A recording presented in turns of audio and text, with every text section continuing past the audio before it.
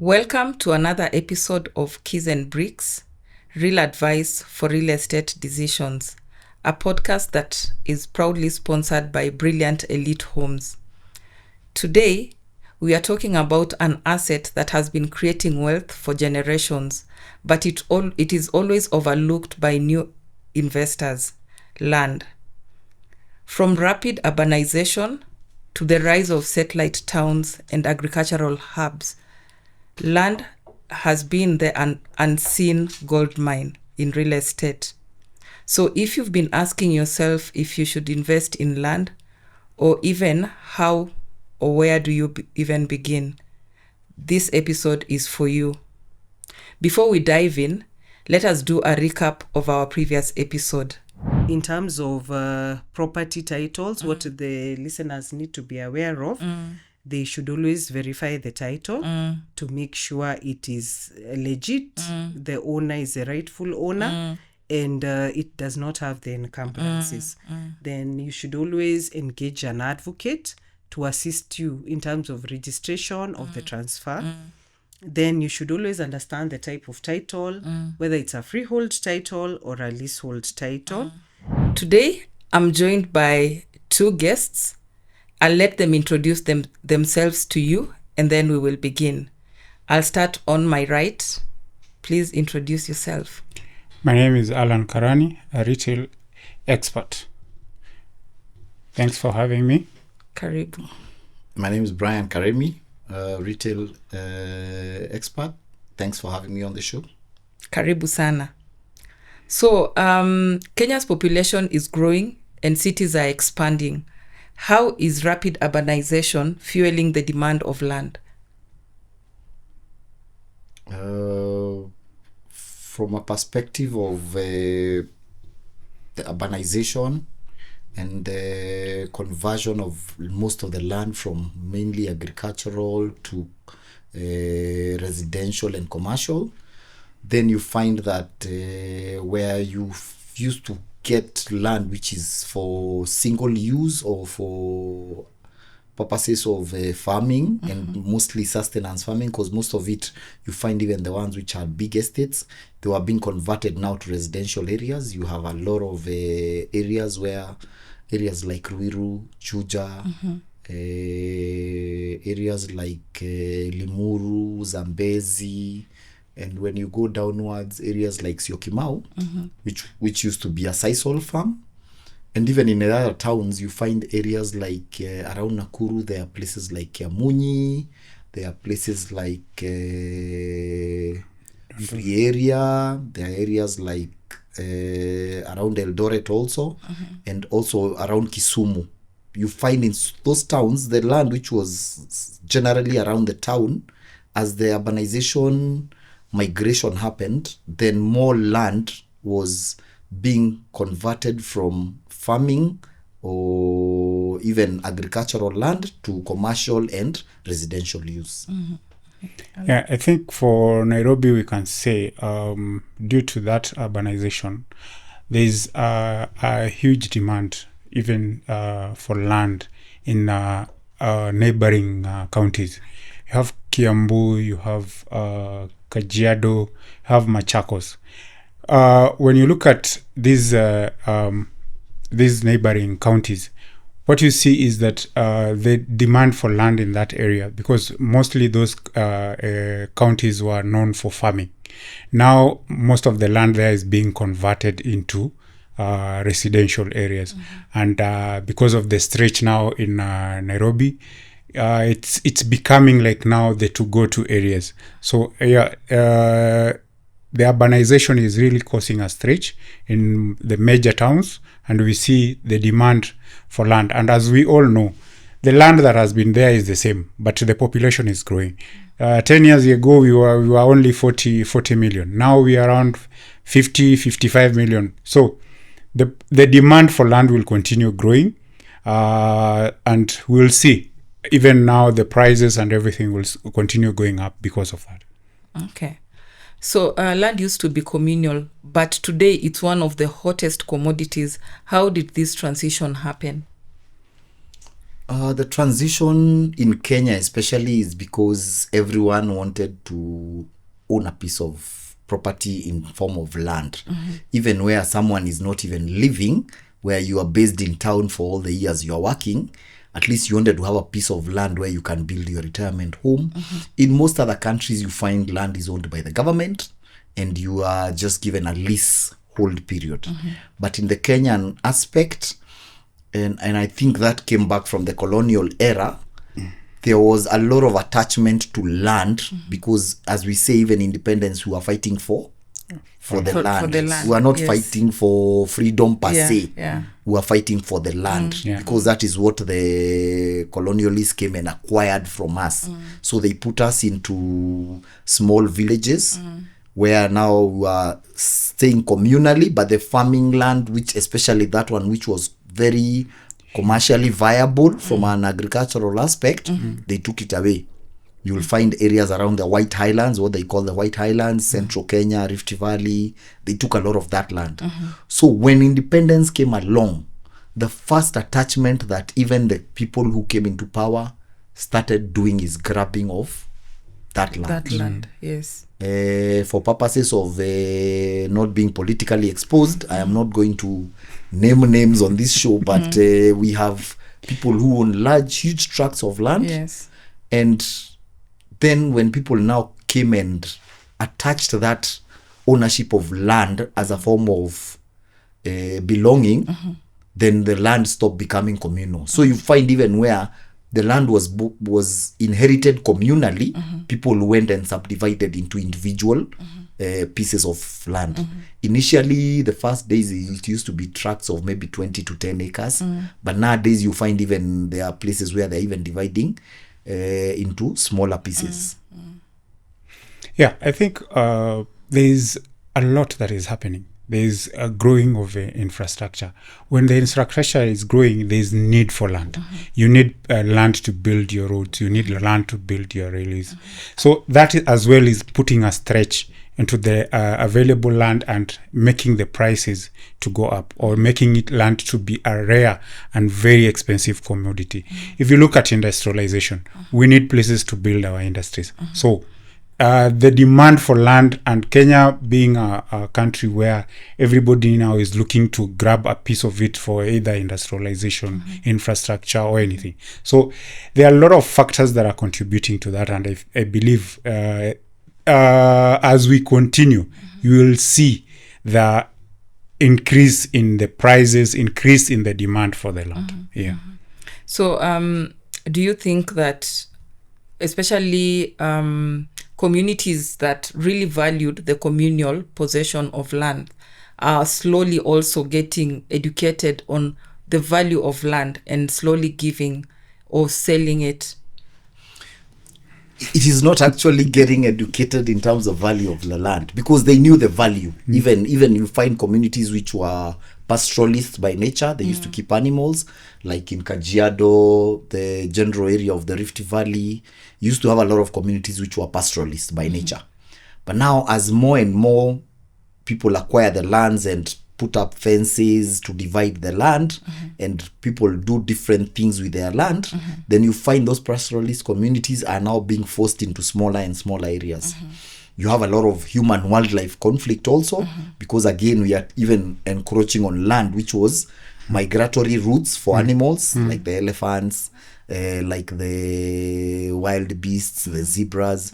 They had migratory routes initially. But the more we take their land and cover those corridors, then you start finding that they are now encroaching on the places where humans have now gone and started farming. So when they encroach on your farm, there is conflict between the animals and the humans, and sometimes even leading to death.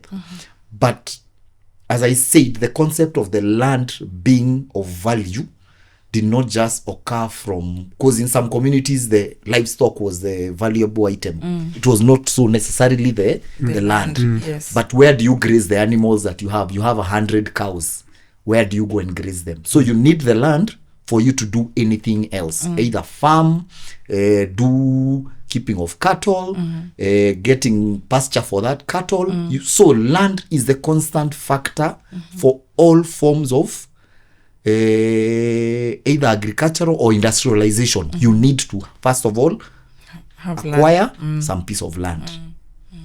Okay. I think on the same, looking at the communities that used to own the land communally, what happened is because of the stretch on the urban centers, and if I own a huge piece of land, I sell it, I start doing other economic activities, my neighbor will be ready also to give up part of their land for them to like do other economical activities. So it is the stretch that is on the urban centers that is pushing even those communal lands to be now converted into other economic activities. It's not necessarily actually even about buildings or infrastructure. There's demand for food, and those guys, when they're keeping, they used to grow only maybe one type of food. You'll find if you go to Kajiado or Narok, they used to plant only wheat. Nowadays, there's demand for other foodstuffs in Nairobi. You need onions, you need beans, you need vegetables. So guys are going to lease land from them to plant all these other things. So it is the economic activities that are involved in land that is putting a stretch to it. Yeah. Okay. While traditional investments like stocks are flattening, why does land continue its upward trajectory? Land will always grow, as I said. There is a lot that that is to be done on land. Look at the demand for infrastructure. In this country, the road networks are growing. When you want to build a road, you'll have to have land. If you want to build a railway, you'll need land. Industrialization, the demand for foodstuff. So all the economic activities actually in this country are revolving around land. So when the demand for these economic activities are there, then they put a stretch on that on the land. So the land will always be in demand. And you see, what is happening is, as I said, the land is constant. The population is growing. The demand for these activities are, as we grow in population, we need food, we need good schools, we need good roads, we need. So the pressure on land will make it go, and it is not going to stop now, by the way. It is something that will continue as we increase in the number of people, as we increase in our demands, as our economic activities are changing. The pressure on that land will just be there. I'll put it down to very simple economics, supply and demand. Yeah. There's not enough supply and there's still demand for the same. As the populations grow around the towns, and especially now as some towns even become bigger than they were before, then you have demand for the land. So you'll keep encroaching on their, first of all, agricultural land, which will now be converted to commercial or residential. So it's a supply and demand curve, which determines whichever is higher, then you find it is economically, it is something that happens out of a need. Yes. Okay. So Nairobi gets all the attention, but what emerging regions are proving to be hidden gems for investors? There are some places in Kenya where the land is gaining value probably more than even in Nairobi. I was in Vipingo recently. Vipingo in 2006, it was started. It was a sisal farm owned by Rare Vipingo. So it was part of the land they wanted to give away because they couldn't sustain the acreage they had. So 2,000 acres of that land was given to a gentleman called Alistair Kavanagh and his business partners to establish a mixed-use development, which has a golf course, which is the only one in Africa which is PGA certified, and it hosts part of the ladies European tour. You have residential, you also have a resort. So within the same mixed development, you have a resort, and then also back in 2020 they got the license for wildlife conservancy. So amongst all the golf course, residential, commercial, you also have inside that premises a wildlife conservancy. So it's it's a what you call a mixed use development, which is eco-friendly, because even for things like use of water, they are then getting water from the ocean, desalining it, and supplying it to the residents. So such a development, when initially they started, land was costing about 50,000 USD per acre. Right now, which is from 2006, that's what, maybe 20 years? 20 years. 20 years. So that one, you're looking at a gain of about, right now, an acre there is about 250,000 Wow. USD. Wow. And as demand increases, especially on the larger A grade plots and the B grade, which were the initial ones and have the best views of the ocean, they are the nearest to the resort, to the clubhouse, you find they probably even gained value to more than maybe about $290,000. So if you look at that trajectory of growth of the price, then this was formerly a siso farm. Siso farm per acre, the most you could have sold to if you decided to sell commercially on the open market. But then they decided this is going to be a closed development, 2,000 acres with a perimeter wall covering about 15 kilometers, so that you're living in a community where security is assured. You know, you build your house, there are no fences amongst the houses there. Everyone lives in an open environment. You have wild animals inside there, security is guaranteed. So those are the factors that led to the but you see the price trajectory is actually higher than Nairobi, and that is all the way in Kilifi County. Yes. Wow. Look at Kisumu. Very good example. Riat Hills. 10 years ago or 15 years ago, it was a hill, it was a forest. There was Nothing was happening. Yes. Go there now. So it is not only in Nairobi. The stretch is everywhere, especially with the devolved government. Look at Kakamega. Right now, an eighth in Kakamega is going for what? About 800. 800. Yes. Before you, with your 100,000, Yeah. with 150 you have. So that is what, look at Nakuru. Nakuru is now a city. Are you able even to buy an acre in Nakuru now? No way. When we were buying land in Nakuru, half an acre was 200,000. Now, without your 5 million, 6 million, you can't get. So it is the stretch on the urban areas, and also the demand because of what is happening, the economic activities that are also dropping down there. So land in everywhere. It doesn't just revolve around Nairobi. It is across all the urban areas. Places like Nanyuki. People used to buy ranches in Nanyuki. Right now, can you even afford to buy an acre in Nanyuki? There are people who have 50,000, Yes. 60,000 acres. If they decide to then, and most of them are based on the wildlife conservancy aspect of the ownership of the land. But if they were not conservancies, then you find the strain on the land surrounding the conservancy would have forced them to start selling off to people who need residential, people, and especially in Nanyuki, it's not basically people who live in Nanyuki. It is people building resort homes there. They are building holiday homes there. Places like Tatu City. Tatu City is a mixed-use development. It has a commercial, it has a residential, it has a, you cannot put down to anything. It was a coffee farm before. Yeah.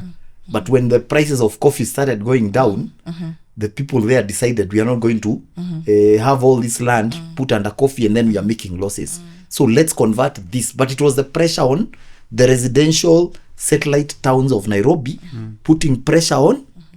And people nowadays also ancestrally used to have a piece of land in the village. Right now, I think Alan here may not want to retire back in the village. So he will decide to buy a piece of land around Nairobi, build his retirement home there, because it's near the facilities, hospitals, schools for children. And people tend to now accept that you can actually live outside of near the CBD. Before, everyone wanted to live around the CBD. Yeah. Right now, what you can get around the CBD is mainly apartments. Not everyone wants to live in the sky, so people who want open spaces, own compounds, they will then go to the satellite towns. So that demand for the satellite towns, Ngong, Kiserian, Kitengela, We saw Mala, Joska. Mala, Joska. Yeah. If you go to Katani. Juja, Kikuyu, Athi River, Kikuyu, Zambezi, all those areas, you have people demanding land which was traditionally farms. In my home village around Limuru, before you could actually get, as he said, an acre for maybe about 1 to 2 million. Right now, if anyone sells you for less than 20, you are in luck. Yeah. And that is an agricultural village traditionally, but now people are converting them to residentials. Yes, Indeed, land is a gold mine. Yes, it is. Yeah, but you see, it's funny how people are not also the uptake of land is also a bit slow. There are people who are,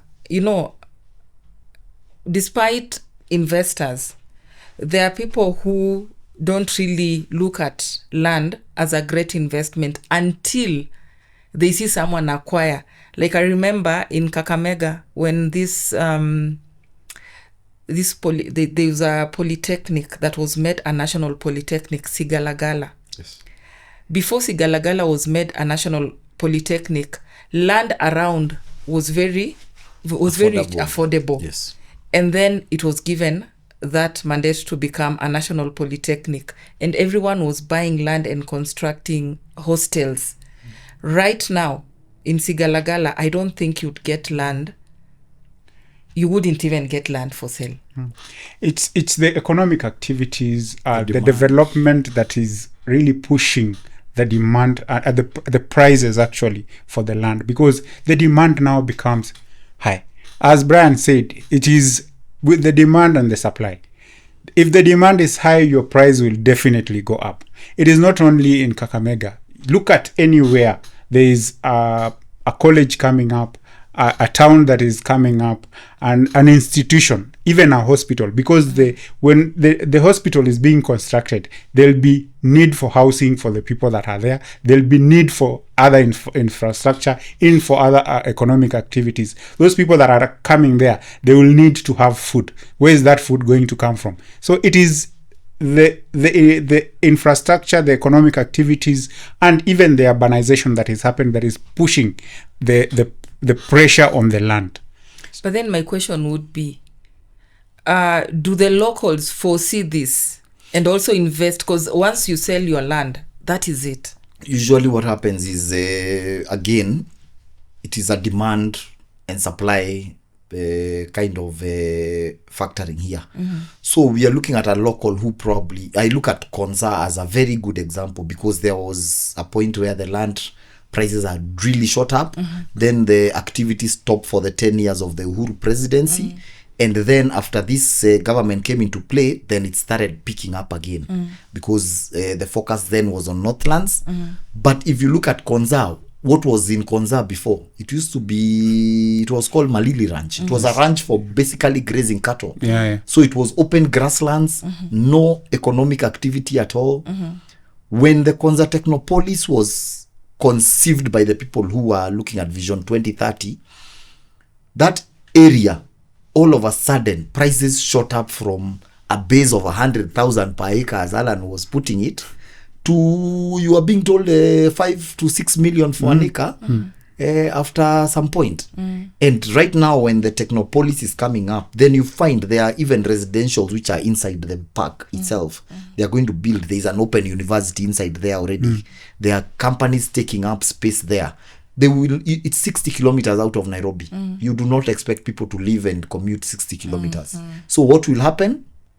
The people who want a short commute, there'll be a need for school. Yes. There'll be a need for hospital. There'll be a need for community services to be in the area.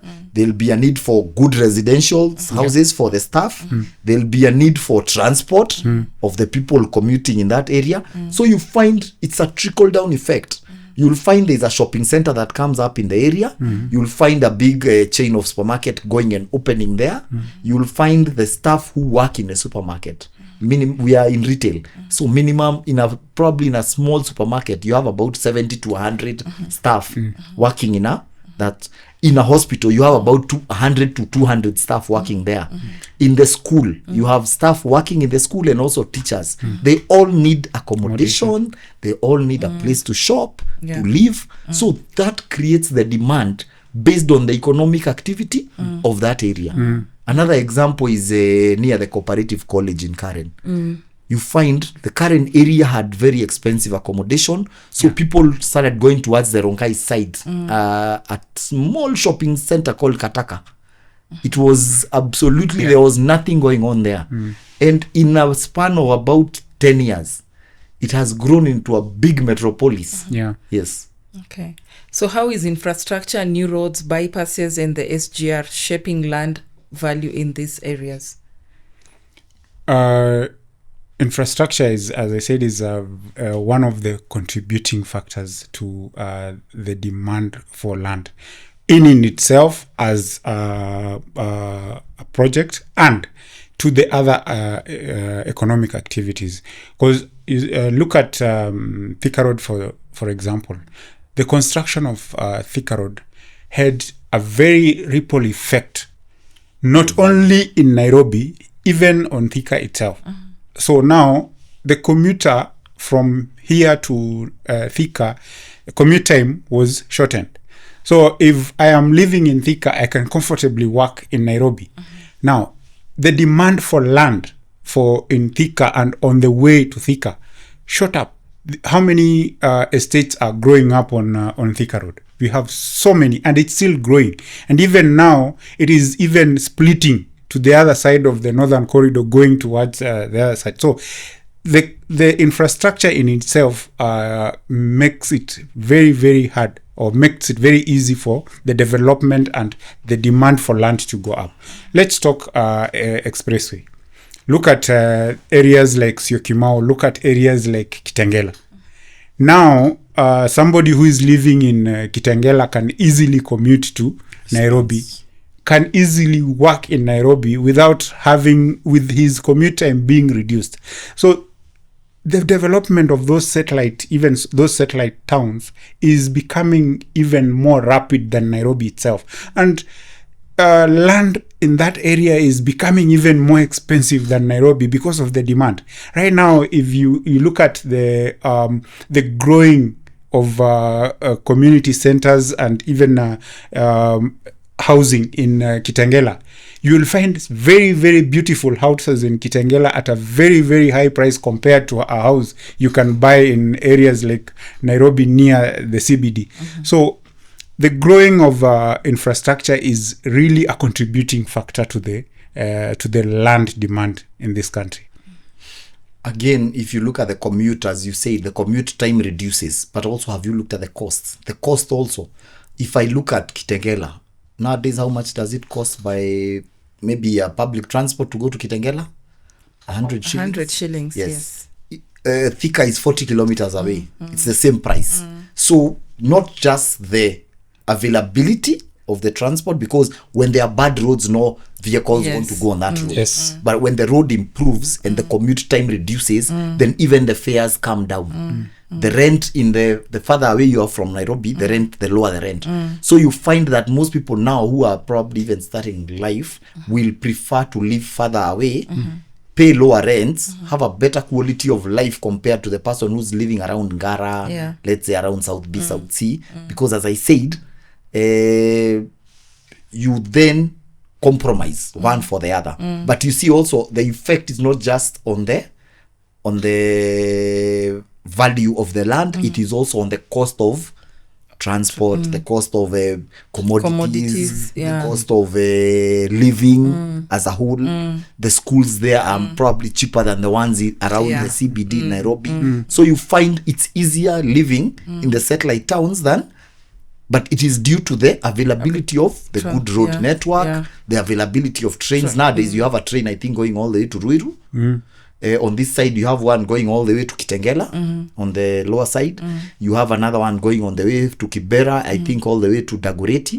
So when you have that network, then you find people will live further away, but will be able to commute into town and out of town as long as there is availability of the infrastructure. You've talked about the train stations. Yes. And I've just remembered the train stations have also been greatly improved in that I can come, park my car, hop your onto a train. train, Yes. go to work, Yes. get a train in the evening, and come and drive home. Yes. Which is, yeah. And that is for situations where probably you live far away from the train Yes. station. If you live near enough from the train station, then you don't even need the car. Yes. Yes. Yeah. So when you have more and more expansion of the same, you find people will now be taking those alternative because the availability of that infrastructure is there. As long as the commute is guaranteed, it is secure, it is safe. Most people will take up because even in most other countries like Japan, Yeah. if you go to a city like Tokyo, Tokyo handles 3 million people. Yeah. By on the train, there's a station they call Tokyo Central. In Tokyo Central, per day they handle 1 million people. Wow. In that one train station. It is the central station which now all the commutes Yeah. meet at that point for you if you're changing your train. So we want to have a Kenya where one day probably we'll have a people deciding to come from the village, coming to town and taking the train into the city and back. And with the SGR now even going to Mombasa and probably going all the way to Kampala, you'll have a commute of about 8 hours and you're in Kampala city center. So that will again be a game changer. Even the borders, not just the cities and the everything around the becomes very cheap. Going to Mombasa nowadays is how much? 1,200? Yes. 1,200. 1,200. Before by bus or by private commute, it used to be how much? 2000. About 2,000, 3,500. Yes, exactly. Yeah. By flight, it used to be about from 6,000 Yes. all the way to 20,000, 20,000, depending on the yeah. season. So the train is consistent and it is available. It leaves on time, gets there on time. There are not many breakdowns. So again, the safety, Yeah. the consistency and the timekeeping will also contribute to the same. Yeah. Yes. And also now having like SGR right now there are two trains? No, they actually have a schedule of three from each direction. Three from each Yes, direction. one in the morning, one in the afternoon, and one at night. Yeah. Which is so convenient for Yes. anyone, anytime. You can actually go to Mombasa, do your business, and come back the same day Yeah. without having to stay the night in that town. True. Yeah, on the development also of the satellite towns, we are forgetting something. The stretch on the central business district is driving people away. And if you look at the economies of scale, now when I'm living in a place like Kitengela on my half an acre piece of land, I do not buy food. I do my own farming. Most of my in-house commodities I will not buy. So it is easing pressure on me in terms of my spending power. So as much as, yes, there is that push and the prices are going up, but people are reducing the amount of money they're spending on so many of these things, giving them money in their pocket. So as the demand for land goes, again, it always trickle down to each and everything that the commodities, the spending, the commuter time, it is a lot that land affects on our daily life. Yeah. Okay. That's interesting. It's a conversation we can have over and over and over. It's It is broadening never up. ending, It's yes. never ending. Yes. Yeah. So let's go legal. The land buying process can be intimidating. What key documents should every buyer understand? Probably the first step you should, before you buy any property or you are proposed to buy any property, should be a search at the lands office in the area where you're buying. That is key. Then there's a legislation that came into effect that the original ownership of the land, if it was acquired illegally, Yeah. has an effect even many years later. So if initially it was acquired illegally, it shall revert back. If it was grabbed land and you are sold to, even if you are the fifth person down the chain. So you should also find out from the master title what was the original ownership of the land like. How was So it acquired? those two are the first two key documents that you should find: the search and also the master The mother title. Yes, title, yes. so that you are aware of the ownership of that land initially before you, because acquiring it, if I buy from Alan and Alan had bought from someone else who had grabbed it, it is no defense in the Kenyan. And that was a legislation that was brought, I think precedence was set, I think 2 years ago. Yeah, by the Supreme Court. Yes, by a Supreme Court for ownership of some property that had been grabbed initially and sold to so many people down the road. Maybe the other documents, Alan, you can... For land, for me, one thing I will advise our viewers, if you want to buy land, first just go to your advocate, let the advocate handle for you everything. Because there are so many other things that are hidden. As Brian said, the first thing is the mother title. If the mother title has a problem, then even if you bought it in the right way, even if you followed all the due process, you will not have that land. That land is considered not yours because the mother title has to be clean. Now, I am a layman. I do not understand what happened to a mother title. The best person who is going to handle my land buying is an advocate who will go through all the processes. There is survey that need to be done.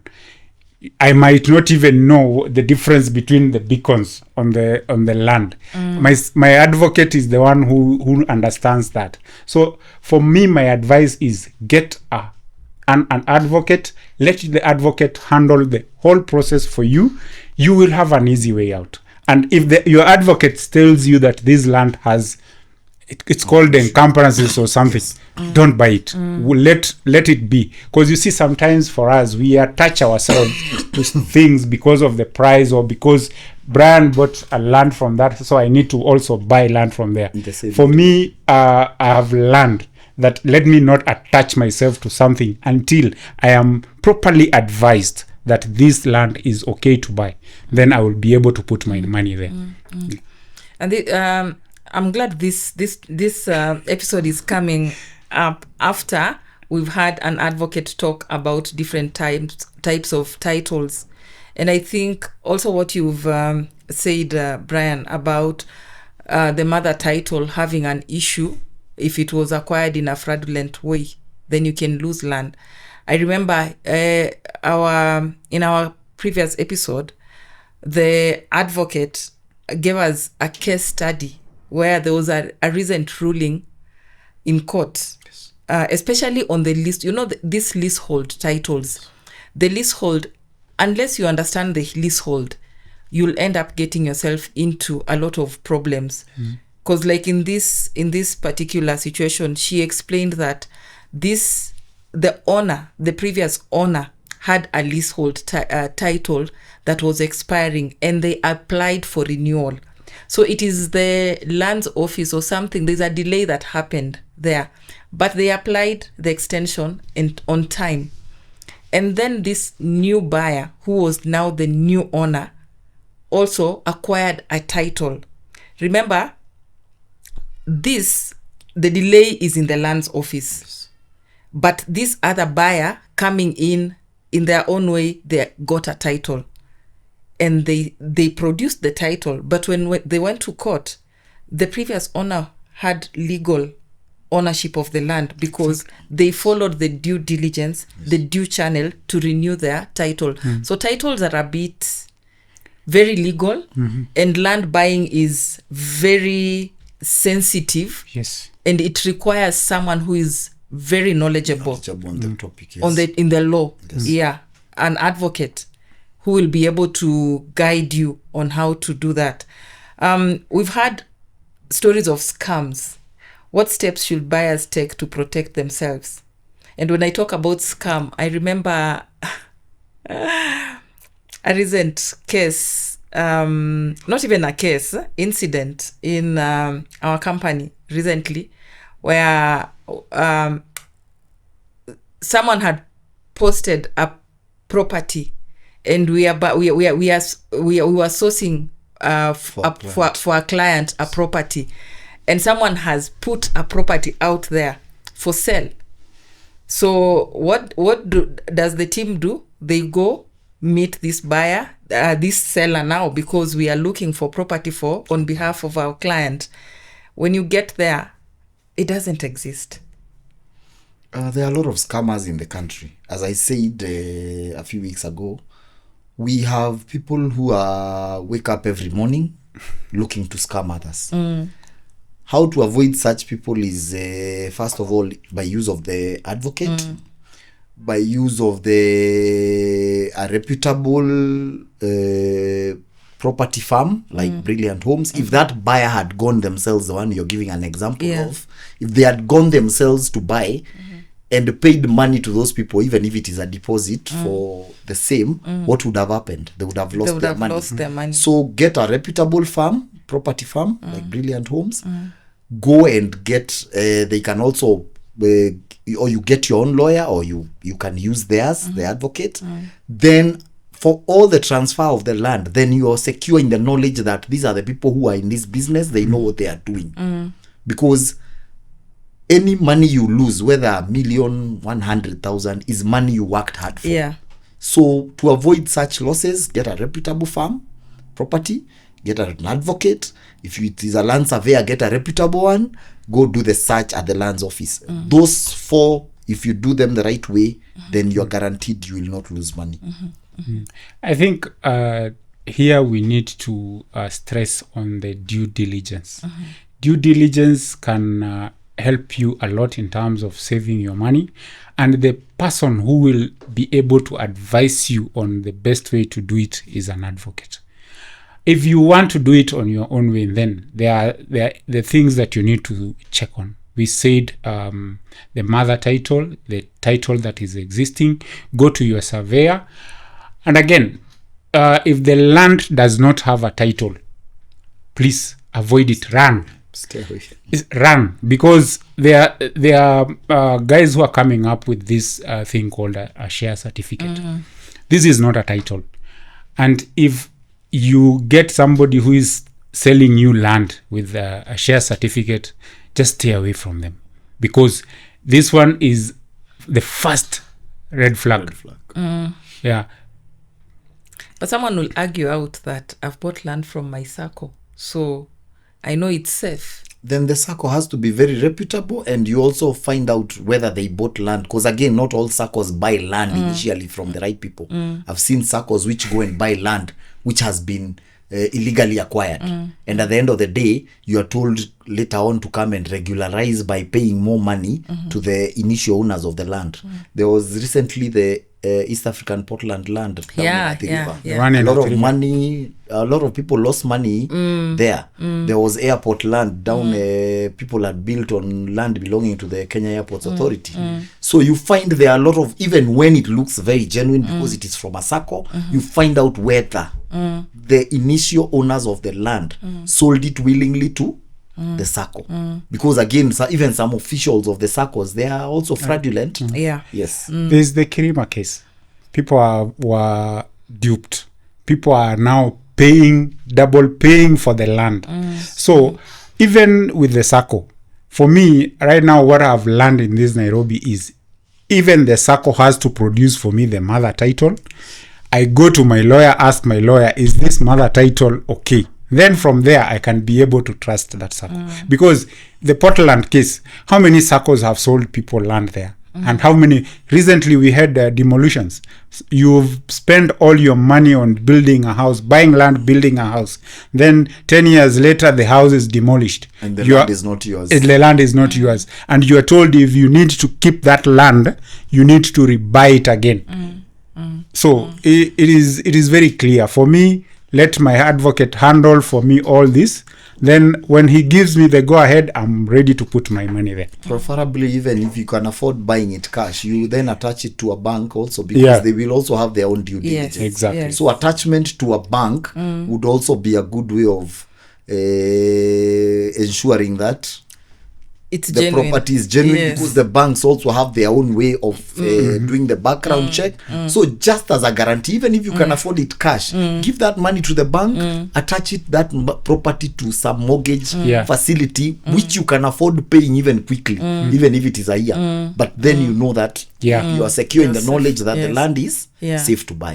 Yes. So in matters land, when the deal is too good, think twice. Yeah. Actually, run. Don't think twice. Run.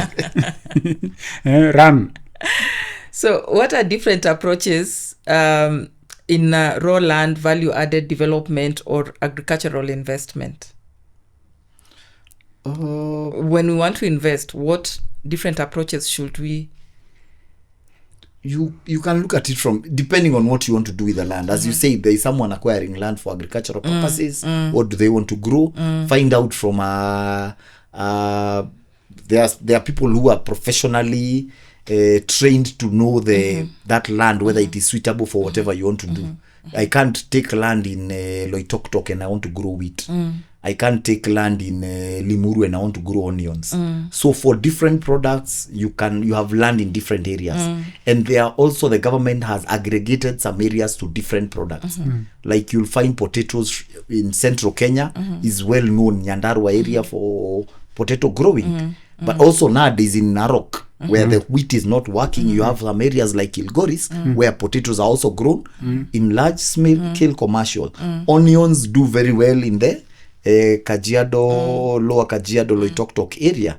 You find things like coffee and tea do well in the Central Highlands, around Kericho, in the Highlands of the Rift. So depending on what you want to grow, you find sugar in the sugar belt around the Western Kenya and the Rift Valley and the even Lower Rift Valley nowadays, because you have areas like in Bomet which are now sugar growing. So depending on what crop you want to grow, depends. There are areas which are good for all round, like for vegetables around the Kinangop area. There it's good for vegetables, tomatoes, greens, cabbages. So depending on what you want to acquire the land for, then you now buy land based on that area and the product you want to. I think to add on that, we'll say it also depends on the economic activity that is happening in that place. It says there's a place that you can say it's an agricultural place, but the emergence of an economic activity or a facility, you'll have maybe a hospital, a school, it will change the perspective of that area in terms of the demand for housing, the demand for other economic activities will convert that land now into a different thing. So the area surrounding the place that you want to buy land will also determine on what economic activity or what value you can add to the land that you're buying. I'm looking at it from an aspect of affordability, in that there's some areas that you find a real estate company has bought land, value added it by maybe having boreholes, making sure the electricity connectivity has been pulled to that area, subdivided or ready for you to construct, and vis-a-vis a land that has nothing. Right. It's raw land, so you start from scratch. In terms of investment, where should I go for raw land or should I go for already? I'll give you an example of Kilifi. As I said, you have Vipingo Ridge development, and we also have Vipingo Beach development, which is on the lower side, nearer to the sea, but less value, due to the fact that it has not been so well developed. But the way you have now the ridge development, you've had the value of an acre. Yes. It is $250,000. Yeah. But you can buy on the lower side. You communally, or you come together as a group of people and buy maybe a big acreage. You do it yourselves. It is something you can do also as a business opportunity.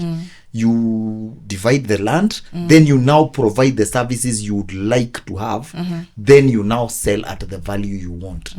So you're buying virgin land which has nothing on it. You go talk to the people in the county government of whichever area you have bought in. You go talk to Kenya Power for connectivity. You go talk to the water and sewerage company. And when you develop the infrastructure, as we said, put tarmac roads, have a school, have a hospital, have a sustainable neighborhood, then you can now sell on where you can actually make good money.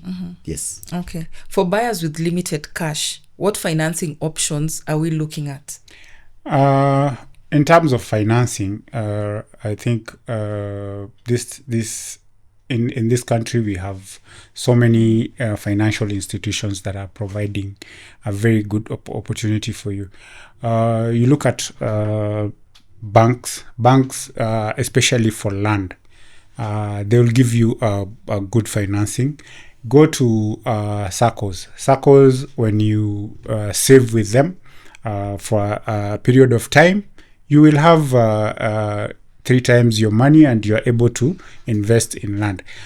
There are even these other institutions that will give you money, especially if you have a good title. You'll place it in as a guarantee, and they'll be able to give you money to finance the same land. So when it comes to land, you will not really have an issue in terms of getting finances. Okay. Wow. I think I've this conversation has been so informative. It's been so, how can I put it? An eye-opener in its own way. Yeah. Let me introduce you to a project that we have that is in Langata. It's called Marigold 2. It has modern elegance and stunning 4-bedroom duplexes and triplex townhouse just opposite Wilson Airport. Enjoy premium amenities including a clubhouse, gym, steam room, swimming pool, solar utilities, and top-tier security. Each home features bespoke interiors, ensuite bedrooms, walk-in closets, a home office, and rooftop access for triplex units, with flexible payment plans starting from 35.9 million Kenya shillings only. Marigold is launching their open house, Marigold 2, that is going, we are having an open house on Saturday 11th from 10 a.m. Kindly book your visit through our numbers that are on our screen and our email sales@brilliantelitehomes.com. Let's see you there and see this beautiful development in the heart of Nairobi. As we wind up, one advice you would give to someone listening right now. What's the first step to getting, what is the first step they should make in getting land, especially those who are scared? What I say is Rome wasn't built in a day. And when you see people doing something, just do your thing. Don't follow other people's examples. People may go to a new habitat and start building and buying land there, but you may not be suited for your needs in that area. So all I say is follow what you want to do. If you want a retirement home, go and get a quiet area. I can't advise you to buy in an area like South B in an apartment that is on the 10th floor for a retirement home. Go out there, look at what your needs are, see what you fit your budget, then work backwards from that. And follow due diligence always. It is not exceptional. It is always. Yes. A must. Yes. When you want to buy land, don't do it with your emotions.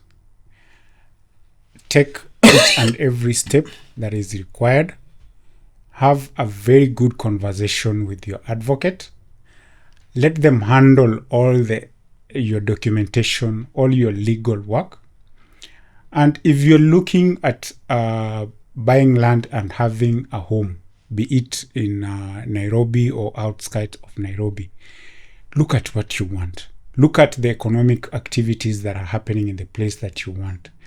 And as you buy that land, look at what you want to do with that land in the next 10 years. There is a lot that can be done, and land, as we said, appreciates in value every other day. So land is the only place that is the only bet you can make with your money. But before you do that, make sure that you involve your advocate. make sure that you do your due diligence, and when you see the deal is too good, I Run. said run. Thank you. Run. Land is more than just soil. It's security, it's wealth, it's opportunity. As Kenya continues to grow, the biggest question isn't if land will increase in value. It's whether you'll be part of that growth. A big thank you to our guests in studio, Brian and Alan. Thank you very much. Thank you. Thank you so much for finding time to come here and always giving us knowledgeable, insightful